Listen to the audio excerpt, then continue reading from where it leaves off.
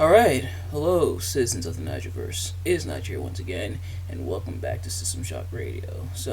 130 episodes of System Shock Radio. That is crazy, crazy, crazy to think about. So, whether you've been here since episode 1, or if this is your first time, welcome and or welcome back.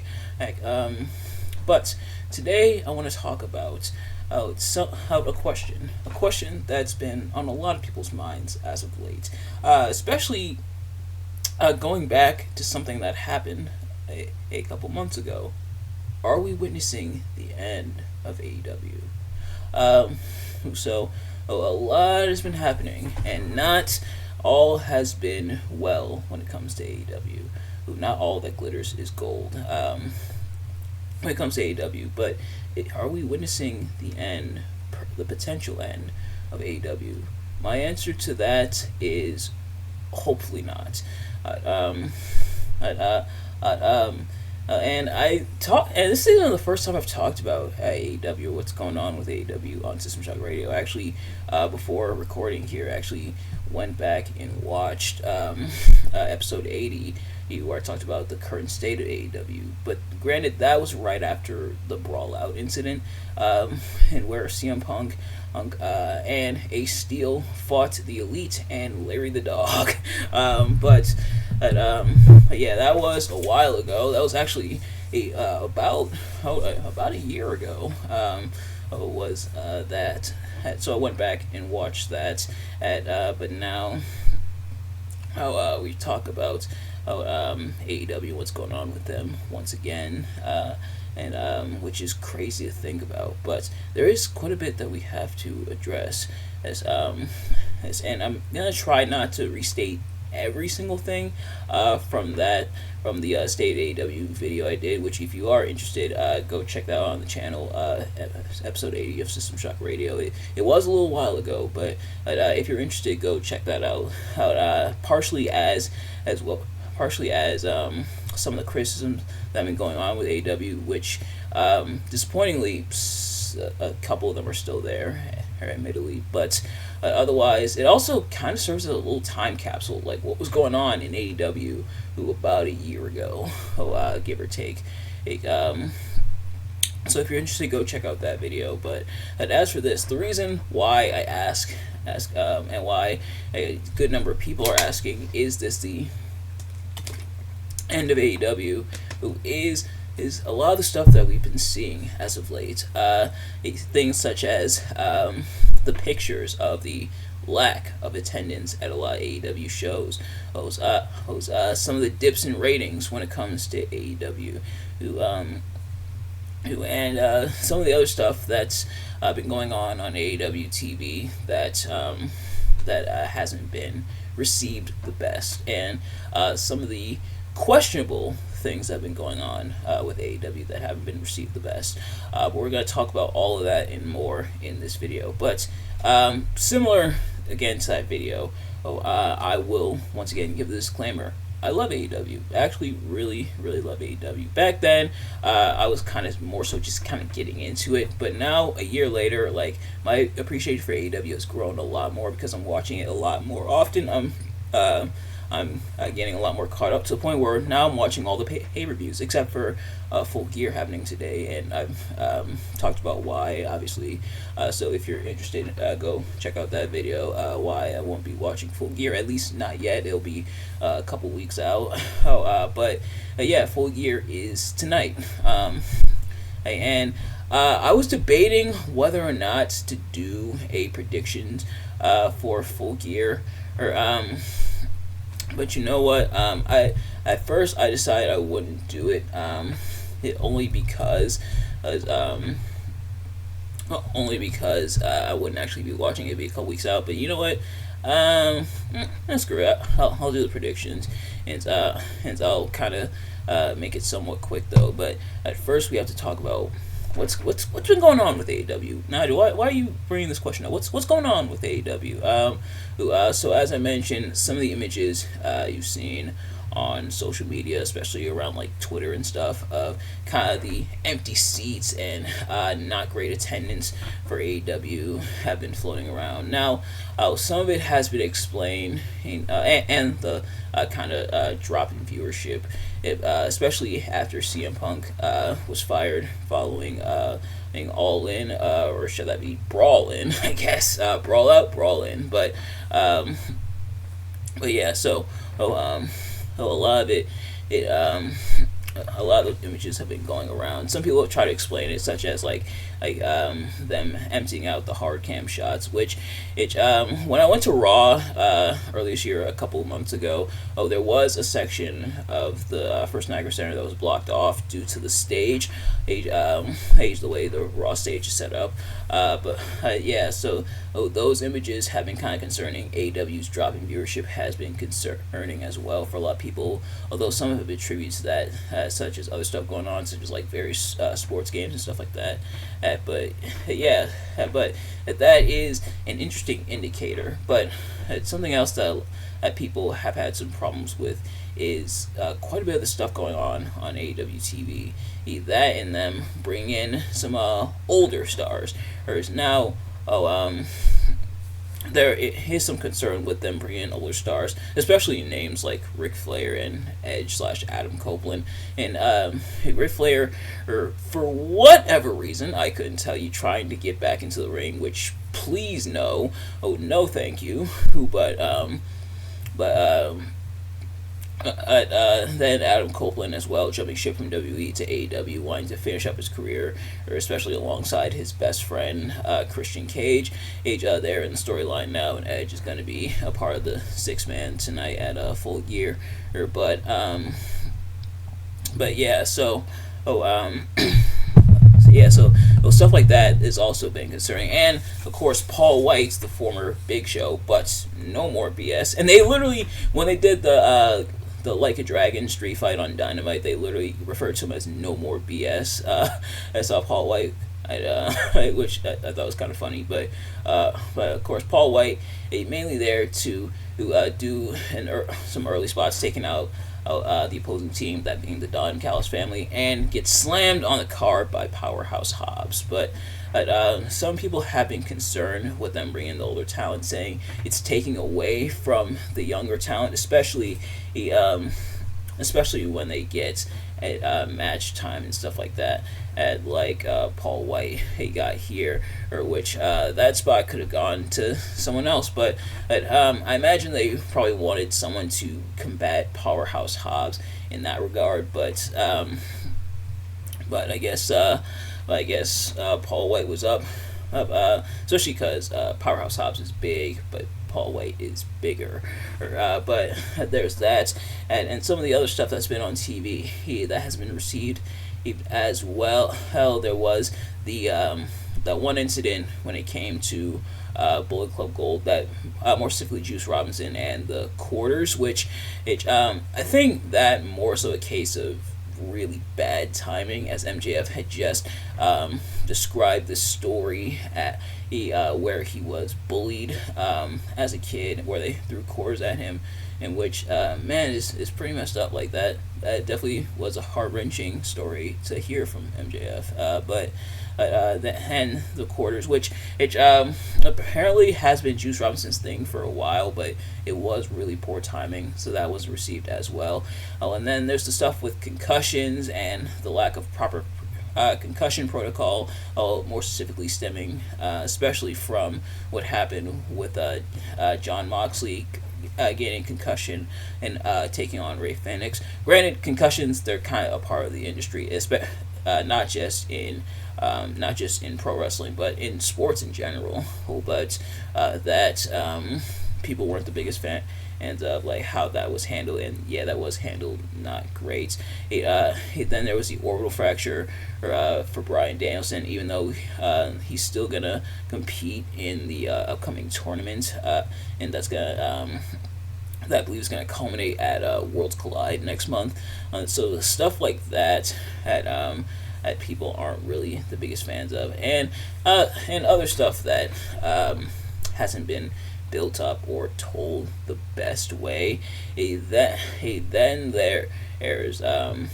there's what's happening currently with Ring of Honor, how how a lot of people feel like Samoa Joe vacating the Ring of Honor World Television Championship is kind of an indicator how AEW's been treating Ring of Honor. Almost it was kind of like almost like a nothing brand, and which is unfortunate. Ring of Honor, of course, having a lot of rich history, and for them to kind of treat it like a nothing brand, not even getting them on TV. You gotta watch it online through the Honor Club. A lot of people weren't the biggest fans of. Even I was like scratching my head at that. Granted, I didn't grow up watching Ring of Honor, or not super duper familiar with Ring of Honor. I know some stuff about it and some talent who were in Ring of Honor at one point, such as obviously the Young Bucks, Kenny Omega, Adam Cole, etc. But otherwise, didn't really watch Ring of Honor. I definitely do want to go back and watch Ring of Honor. So if you have any Ring of Honor match recommendations, do let me know. But stuff like that. Then there was when they went head to head with NXT and kind of how that was handled with Tony Khan almost being a sore loser, or after having after AEW having lost the ratings battle to NXT, even with AEW having Title Tuesday, and how Tony Khan was kind of sulking about it and kind of like whining and making excuses, which was baffling. He couldn't even acknowledge that, or just not even acknowledge them at all. But if you're gonna acknowledge them, at least acknowledge like, okay, NXT had the better show this week, or at least the more viewed show that week, which that was, I think, the same episode where Juice Robinson showed off his quarters. But yeah, stuff like that, kind of little stuff piling up when it comes to AEW and some of the frustrations. And there's a recent incident with a match being canceled between Metalik and Commander, if I'm not mistaken, because Metalik didn't want to put Commander over, or stuff like that. So there's quite a bit. There's quite a bit that we have to talk about and address, and I'll kind of take it for the most part point by point.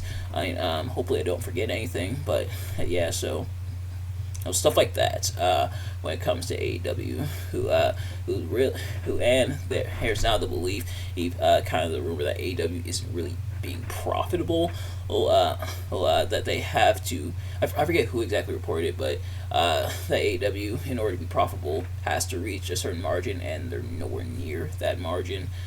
So a lot of stuff piling up, which is why a lot of people are asking, is AEW on the downturn? And so I guess this is where I put my 2 cents in. When it comes to older talents, and it's concerning if they get too much of the TV time and they aren't used to put over the younger talent. There's a way to bring in the older stars and have them put over the younger talent. Now, Ric Flair, especially coming from the Plane Ride from Hell episode of the Dark Side of the Ring, which I talked about a while ago for Cinema Shock Radio. I forget exactly what episode that was, but I'd go check that out of course, because that's quite the story. But especially stemming from that, and the fact that he can't seem to stay out of the ring, and he definitely is like rubbing people the wrong way. But if you bring in the older stars who essentially put over the younger stars, then I think that's fine. Like them getting the rub from the veterans. But I think the problem comes in when the older stars come in and don't put over the younger stars. In fact, the older stars are getting over even more, at the expense of the younger stars. And a lot of people drew that comparison to WWE with Goldberg and his pretty much everything, and almost such as like Kevin Owens or The Fiend, where easily could have made a new star by Goldberg putting them over, but that didn't happen. And that, I think, is where the problem would come in. And now, if AEW starts delving into that territory, they aren't quite there as of late, but people's spider sense are going off. Hopefully, that's not the case. He's he's potentially some concern, though, when it comes to that. But that hopefully AEW doesn't go that route, and AEW shouldn't go that route. AEW for the most part has been good about building up newer stars, or at least like stars who have been around for a little bit but haven't quite gotten that spotlight. MJF is still AEW World Champion, and the Acclaimed are still over, or for the most part, or even with the Trios Championships looking the way they do, with people not being that favorable to them, and still building some newer stars like Wardlow, who may be coming after the AEW World Championship just yet, or coming after World Championship soon, meaning MJF might not drop the world title just yet. I think is what I meant to say back, so I combined the two. But anyway, so hopefully the younger stars are still being built. But when you start pushing the older stars at the expense of the younger stars, that's when it becomes a problem, I think. As for what's going on TV, there's stuff that's not booked the best, and the stories that aren't told the best, but thankfully there's still quite a bit of good when it comes to AEW on TV. MJF is in the middle of a surprisingly great babyface run. And I'll be damned, I didn't think he could pull it off, but he did. He's doing it. MJF is definitely doing it. Like, he's over with the crowd. You're buying him as a face. He's able to pull it off. Bullet Club Gold is entertaining and really being built up as well. Especially with Jay White taking on MJF, which it's Jay White taking on MJF for the World Championship in his rookie year in the company. Granted, Jay White, of course, been around for a while, but in his first year in AEW, going after the World Championship is impressive, and the Guns and Juice Robinson are being built up really well. Timeless Tony Storm, a lot of people are enjoying what's going on with her. Then there's pretty much stuff like that, and of course there's the meat being brought by guys like Miro and Powerhouse Hobbs. Stuff like that, I think, is still working for the most part. So hopefully it continues to stay working, even afterwards. But hopefully the stuff that isn't quite working as well, some of the stuff that's kind of fallen to the wayside, especially when it comes to Ring of Honor, turning that around, I think would be beneficial, and those concerns should be addressed. As for matches being canceled because of people not wanting to put people over, admittedly, nothing new in the wrestling business. We're not going to pretend like WWE hasn't done it in the past as well. There's a reason that before the creation of that division, the biggest diva in WWE was Shawn Michaels. But that is admittedly a pretty big issue. But we'll we'll cycle around back to that. The concussion protocol definitely should be something that should be reevaluated. Concussion is a very big problem, and WWE's kind of dealing with something similar with Ricochet being on concussion protocol. Well, now granted, some of that does stem back from the wellness policy stemming from the deaths of Eddie Guerrero and Chris Benoit, which of course very familiar with what happened with Chris Benoit. But yeah, so stuff like that also should be, I would say, taken into account. And as for the pay-per-views, and people still having some issues with a lot of pay-per-views being overbuilt, but also in some cases under-delivering, but also being kind of long in some regards. I think that should also be fixed as well. Not sure why they're moving to Saturdays, I guess. So I guess between Full Gear tonight and then Worlds and next month, I guess Saturdays are the new pay-per-view days for AEW. But yeah, stuff like that definitely should be addressed. Sometime, maybe he dial back the amount of matches. Dial back the amount of matches is go for a quality over quantity. quality over quantity approach to it.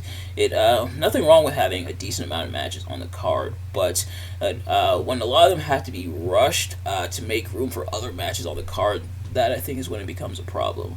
And WWE, it's happened to WWE too sometimes, but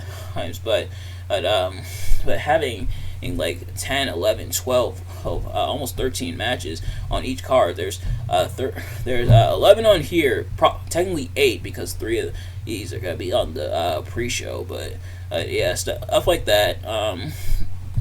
Overloading the card to the point where it feels kind of bloated, I think, is also a problem that should be addressed in that regard. But yeah, so definitely have to figure it out in those regards. And like I said, as for her match being canceled, not putting people over, or that, I think like you probably could have found like a replacement opponent. And now how some people have kind of speculated on where that falls, if that's really bad or not, considering Metal League technically isn't contracted by AEW. He's not like an official AEW superstar, but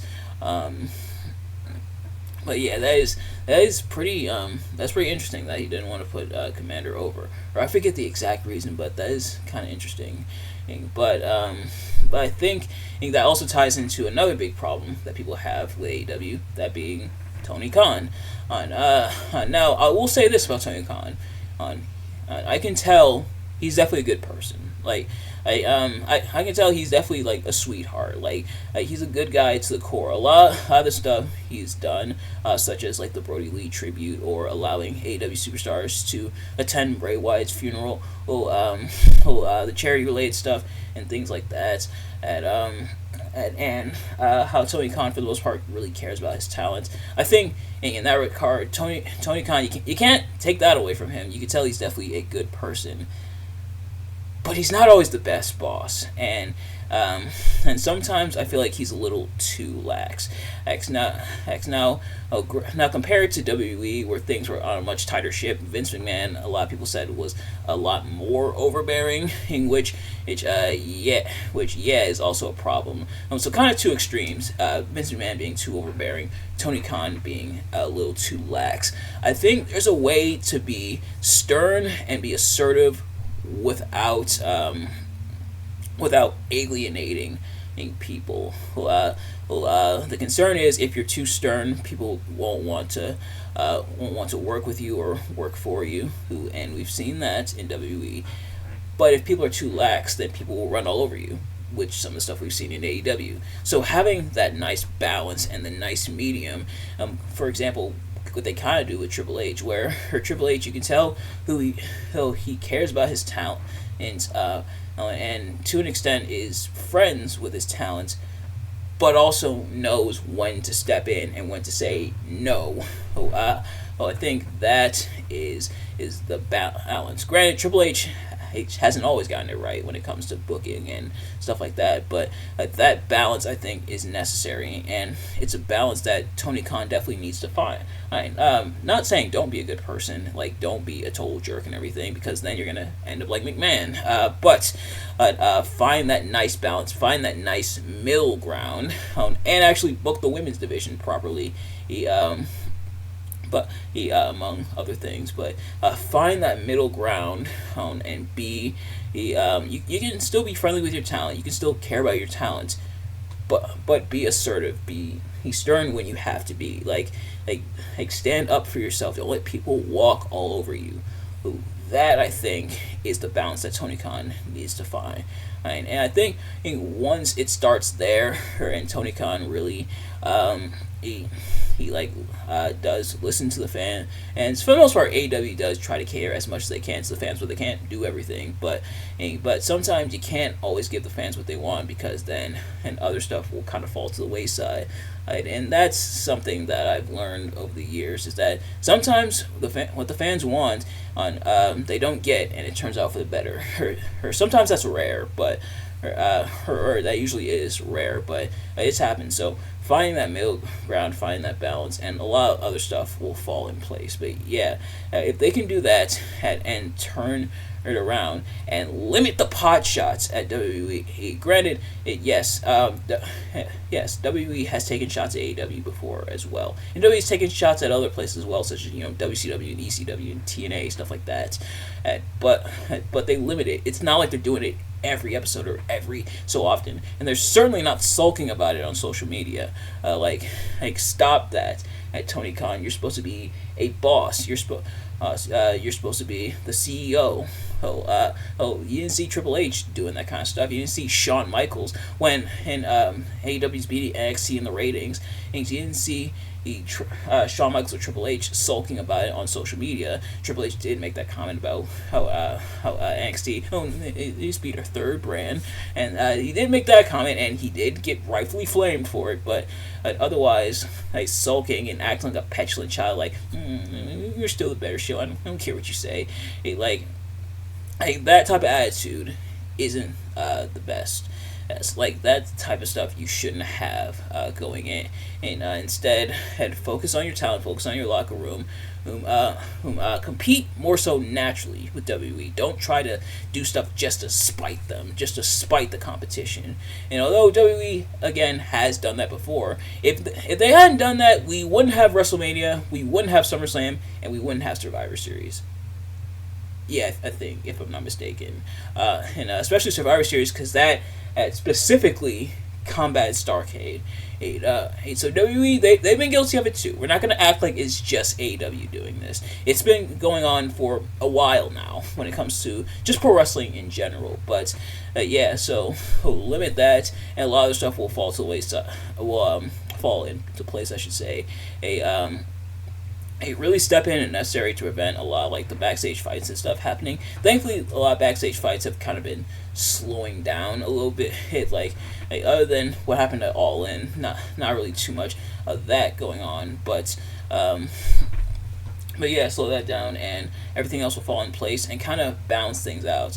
Hopefully, AEW can really turn the ship around, because I do want AEW to succeed. Like I said, I do really love AEW.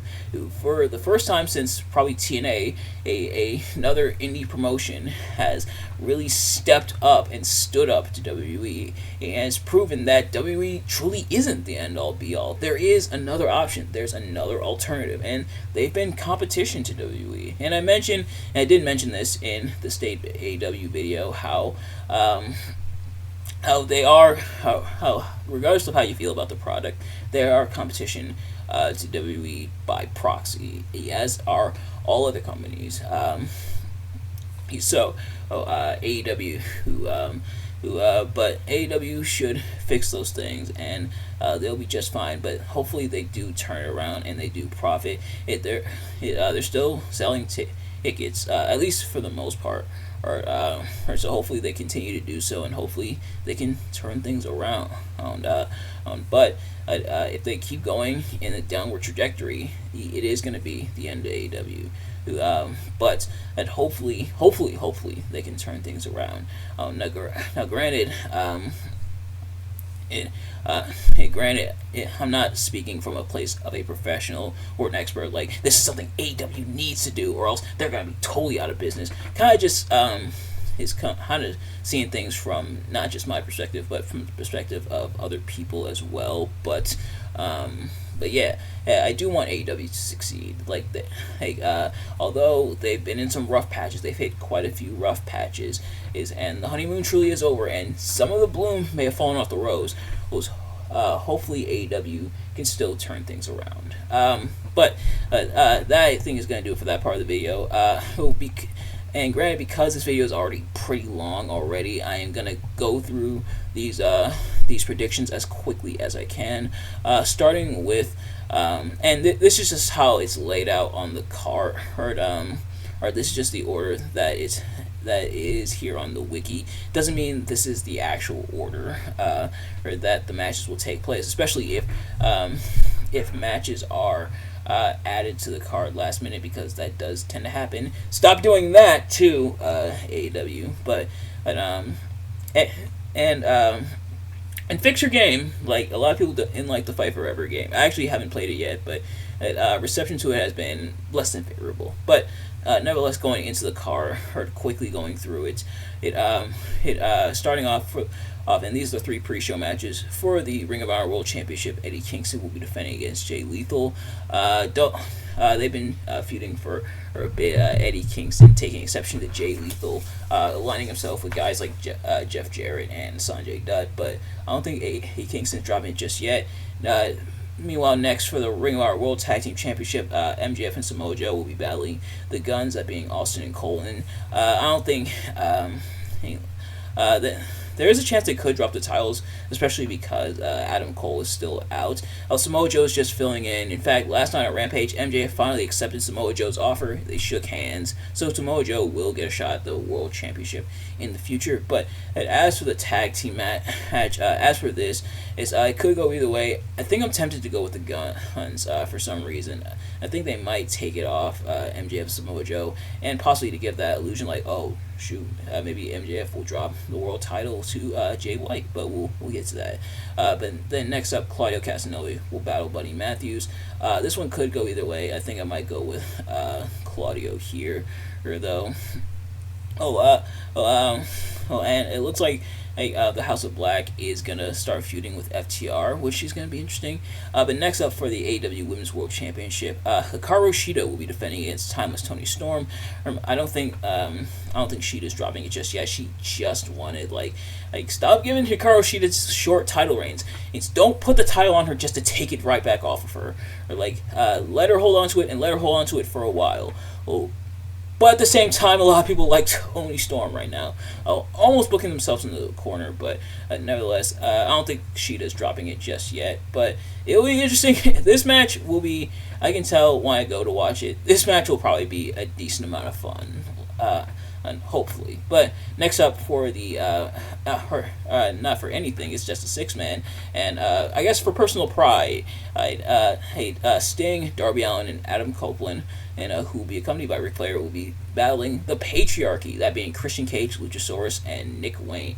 In which the Patriarchy is actually a fantastic team name for Cage and his and his group here.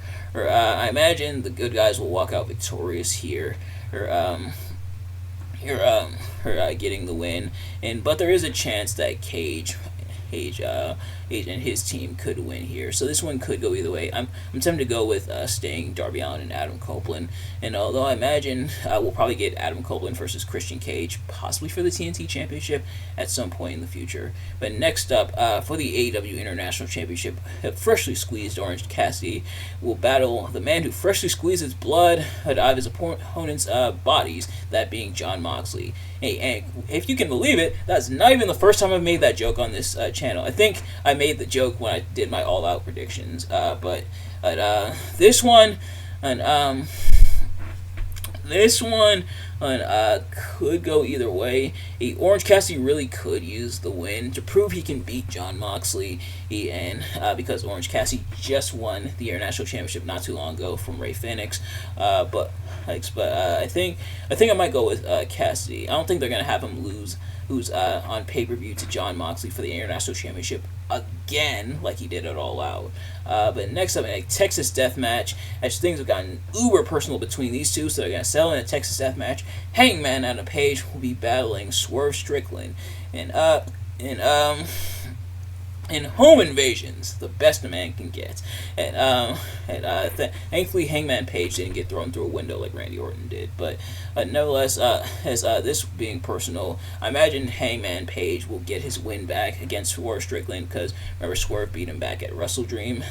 But I think I might go with Hangman Page here. But this feud definitely been ramping up as of late, which is interesting. But they're not the only members of the Elite that are fighting as the Elite. He kind of battles each other. The Golden Jets, that being Kenny Omega and Chris Jericho, will defeat the Young Bucks, Matt and Nick Jackson. And so I imagine this could go either way. I'm tempted to go with the Golden Jets, that leading to So the stipulation here is if the Golden Jets win, they will get the Young Bucks AEW World Tag Team Championship opportunity.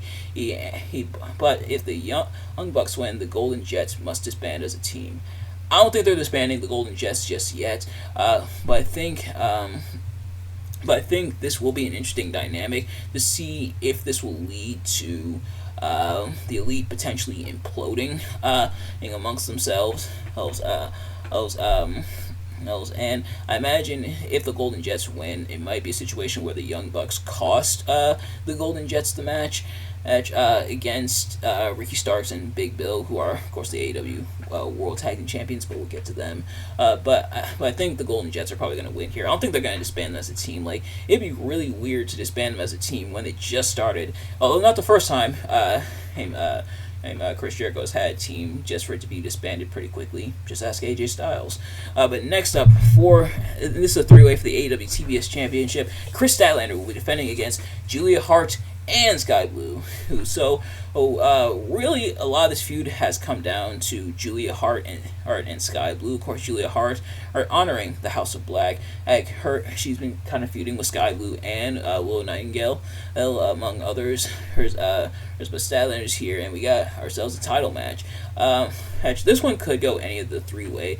Hart and Blue definitely have been getting some momentum. Statlander's still the champion, though. But I think I might go with Statlander here. But it would be nice for them to pop the title on Julia Hart or get her some championship gold.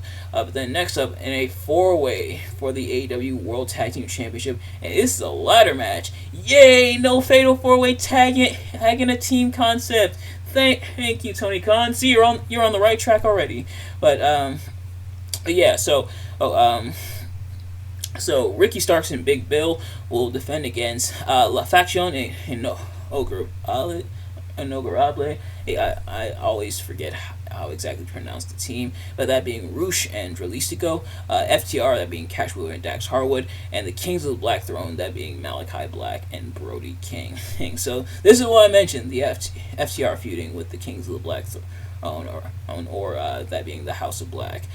But I imagine, and considering Ricky Starks and Big Bill just won them not too long ago, I think about a month ago or so. I don't think they're going to take him off him just yet. It's crazy how Big Bill, formerly Big Cass, formerly Colin Cassidy, had to wait until he got to AEW to actually get tag team gold. But nevertheless, he has it here. I don't think they're going to take it off of them just yet, but we will see. And then lastly, and I imagine this will probably be the main event for the AEW World Championship, if MJF will defend his championship against Switchblade Jay White.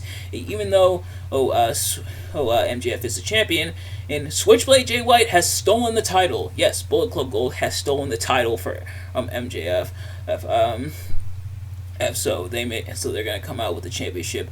If MJF has come close to getting it back multiple times, but sadly has not been able to get back the Triple B. Even if Jay White doesn't win here, which I don't think he will, him still being built up in a really big way, and really all of Bullet Club Gold being built up in a big way, I think will be very beneficial for them.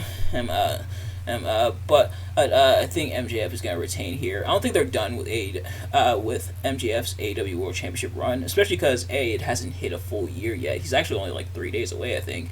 But also because there's also guys like Wardlow, and whoever is running around with MJF's devil mask, going after MJF and gunning for him, and the story that they're telling, it's kind of a tale of two halves. That being MJF fighting this evil entity in Bullet Club Gold, but also MJF's past coming back to haunt him. MJF's past of being a scumbag, before he became our scumbag, him being a scumbag, to a lot of people, including Wardlow. I think is a pretty interesting dynamic in that regard. And I don't think it's a story that they're finished telling yet. So I think MJF will retain here. But again, pretty interesting that Switchblade is getting a World Championship shot in his first year in AEW, which is impressive. But nevertheless, that's going to do it for not only my predictions, but also this episode. Hopefully AEW turns things around, and hopefully this isn't the end for AEW. But I am going to wrap it up here because this video is pretty dang long already. But thank you all so much for watching. I hope you enjoyed. If you did, please do me a favor: like, comment, subscribe, share with your friends, turn on post notifications so you know every time I upload a video, so you can see as soon as it drops. Let me know in the comments what your thoughts on this episode. Who you think is winning at Full Gear? Who do you want to win at Full Gear? But do you think also that this is the end for AEW? And what do you think they should change in order for this to not be the end for AEW? But nevertheless, thank you all so much for watching. I will see you guys. I will see you guys later. Peace.